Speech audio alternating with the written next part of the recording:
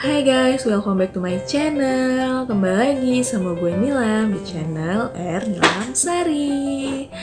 Udah lama banget, lebih dari 2 bulan gue nggak upload video. Maaf banget ya guys, dan itu bikin subscriber gue menurun sih. Ya ampun, orang lagi pejuang subscriber, malah subscribernya turun gara-gara nggak upload video. Makanya kita harus konsisten guys, konsisten bikin video untuk upload di YouTube channel masing-masing gitu kan. Oke deh, langsung aja, gue mau bikin video apa sih kali ini? Kok sendirian lagi? Kok nggak ada Kayla? Kok nggak ada Dini? Gitu kan nih. Ya betul, gue mau bikin video lanjutan part pertama yang kemarin yang cerita gimana sih kok gue bisa hamil dengan keadaan kondisi gue saat itu punya kista dan miom yang ukurannya cukup besar gitu kan. Flashback aja nih ya sedikit. Jadi kan emang waktu itu gue sempat pendarahan gitu kan selama hampir 2 bulan gitu. Pendarahan tuh banyak banget sampai pernah di kereta tuh yang sumpah deh malu banget itu. Darah tuh apa udah pakai pembalut cuman ya gitu sampai bleber ke kaki ke celana gitu kan. Dan akhirnya periksa ke dokter, dan diperiksa ke dokter baru ketahuan kan gue ada miom kista yang sekitaran 3 sentian gitu.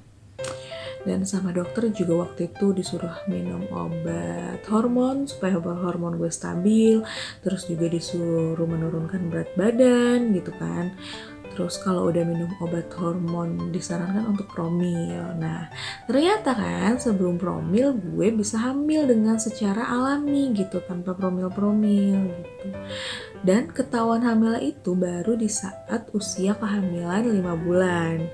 Nah, di usia kehamilan 5 bulan itu saat pertama kali tes pack, ya sempet kayak nggak percaya gitu kan kalau hamil. Nah makanya memutuskan untuk langsung memeriksakan kondisi kekandungan ini ke dokter Adi. Nah setelah periksa ke dokter Adi, ternyata dokter Adi pun kaget, kok bisa hamil secara alami gitu kan.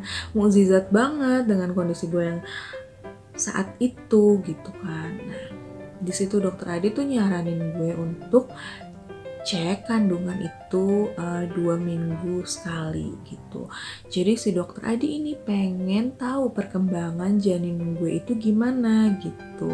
Karena yang ditakutkan adalah janin gue ini tuh nggak berkembang. Pertama nih yang ditakutkan adalah janin gue ini tidak berkembang karena posisinya di dekat rahim gue, dekat plasenta itu ada si miom yang masih tumbuh dengan subur itu kan gitu.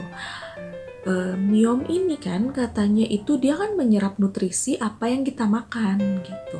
Sedangkan tumbuh kembang janin untuk menjadi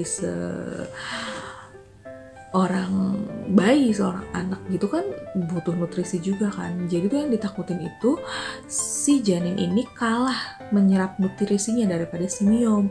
Jadi tuh ditakutin tuh miomnya tuh lebih kuat menyerap nutrisinya gitu. Kalau hal itu terjadi, ya bakal si janin ini bakalan tidak berkembang gitu kan. Itu takut banget kayak gitu. Nah, yang ketakutan yang kedua itu adalah dokter Adi takut kalau ternyata kehamilan gue ini hanyalah hamil anggur. Hamil anggur sendiri itu apa? Kayaknya kalian bisa cek sendiri ya di Google. Kayak aku juga kurang paham gitu kan. Ya udah akhirnya ya udah ikutin aja kemauan dokter kan, kita cek 2 minggu sekali. Dan pengecekan 2 minggu sekali itu berjalan sampai usia kandungan gue itu 5 bulan. Jadi tuh waktu itu dokter Adi bilang sebelum usia kandungan 5 bulan kandungan gue tuh sangat rentan keguguran. Waktu usia kehamilan 1 sampai 3 bulan itu gue mengkonsumsi obat penguat janin dan obat-obat apa sih kayak vitamin lainnya juga lah, kayak kurang darah lah apalah gitu juga. Cuman tuh pas usia 1 sampai 3 bulan tuh gue minum obat penguat janin gitu. Nah pokoknya tuh setiap check up itu tuh setelah check up tuh pasti ada drama gitu kan, yang setiap yang kata si dokter kalau misalkan ini bayi berkembang terus takutnya nanti nendang-nendang si Miom karena udah aktif gitu kan. Nanti kalau misalkan si bayi ini nendang-nendang Miom terus katanya gue akan pendarahan gitu. Terus di check up berikutnya, di check up yang lainnya juga katanya gue nggak boleh kecapean gitu kan. Kalau misalkan kecapean tuh gue bisa keguguran. Aduh, pokoknya tuh tiap abis check up tuh pasti berderai air mata karena denger omongan-omongan dokter. Tapi entah kenapa gue nggak mau ganti dokter gitu, karena gue tuh orang kayak yang ya udah satu gitu kan. Toh gue juga sebenarnya sih cocok sama dokter Adi, cuma entah kenapa, mungkin karena gue sensitif atau gimana, tiap abis check up itu tuh yang dari 1 sampai 5 bulan tuh kayak yang sedih aja gitu, sedih mulu gitu kan tiap abis check up. Terus ya udah akhirnya alhamdulillah banget sampai usia 5 bulan janinnya bertumbuh dengan bagaimana mestinya gitu, nggak ada hambatan, nggak ada keterlambatan untuk tumbuh kembangnya. Terus sumpah alhamdulillah banget kan. Ya udah pas masuk usia 6 bulan check up ke dokter, ya udah apa namanya, normal lah kayak wanita-wanita hamil yang lainnya, kayak sebulan sekali gitu. Dan semuanya berjalan dengan normal sampai usia 9 bulan. Nah, tapi waktu usia kandungan memasuki 9 bulan itu HB gue tuh rendah terus. HB gue tuh rendah terus, nggak naik-naik. Udah minum penambah darah, udah minum jus buah-buahan yang berwarna merah, udah minum buah bit, udah minum air rebusan ati sapi. Itu darah gue itu tetap HB-nya nggak naik-naik, di bawah rata-rata. HB gue itu lupa sih HB, pokoknya di bawah rata-rata banget deh, kayak cuma 6 kalau nggak salah deh. Cuman ya gue nggak ngerasa pusing gitu, biasa aja, nggak kayak orang, bukan kayak orang darah rendah. Kalau darah tuh tensi dicek normal, cuman emang kayak HB-nya gitu deh. Sampai gue itu bolak-balik cek darah ke lab itu sampai 2 atau 3 kali gitu kan, cek ke Prodia waktu itu. Lalu tuh si dokter Adi takut banget kalau gue tuh kayak ada kelainan darah gitu, tapi ternyata alhamdulillah enggak. Nah pas udah ketahuan, udah 3 kali cek, ternyata memang gak ada kelainan gitu. Si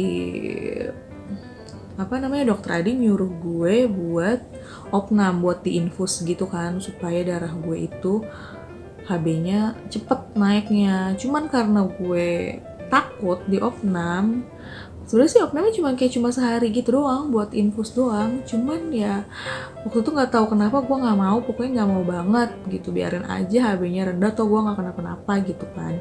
Pokoknya ya bebel aja lah gitu, nggak mau ngikutin saran dokter banget pokoknya saat itu.